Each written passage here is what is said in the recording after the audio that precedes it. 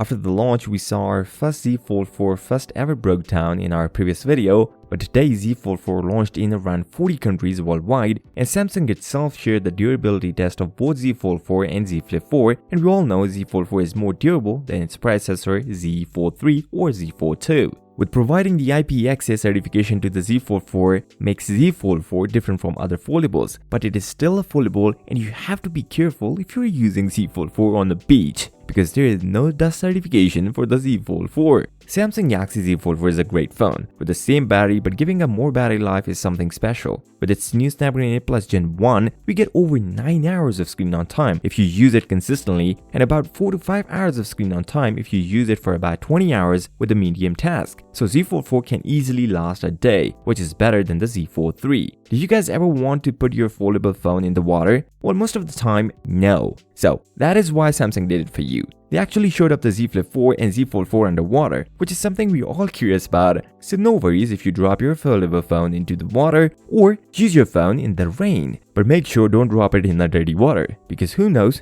it catches the dust. By the way, if you're still watching, giving this video a thumbs up and subscribe to the channel will be much appreciated. Z Fold 4 cameras are good, which clicks more saturated pictures and more sharpness, since we get a 50 megapixel main shooter on the Z Fold 4, which is a big update over the 12 megapixel on Z Fold 3. But front cameras are not that usable. For video calls only, they are fine, but for pictures you should use your main shooter, and the low light image on the front are bad. So why do you need to use 10 megapixel camera when you have an option for 50 megapixel? Makes sense. If you're still considering buying a Z Fold 4 and didn't pre-order yet, then it's officially out in the market. You can go check out on the stores, and if you like it, then make a better decision. But with pre-orders, Samsung break records. While in Korea, the pre-orders crossed the 1 million mark, which is a big achievement for foldables, and even getting 138,000 per day pre-orders last week, even crossed the S22 lineup figures, which is insane. As we all know, foldables are the future of smartphones. Where Samsung dropped the Note series and introduced the foldables, other companies are also catching up.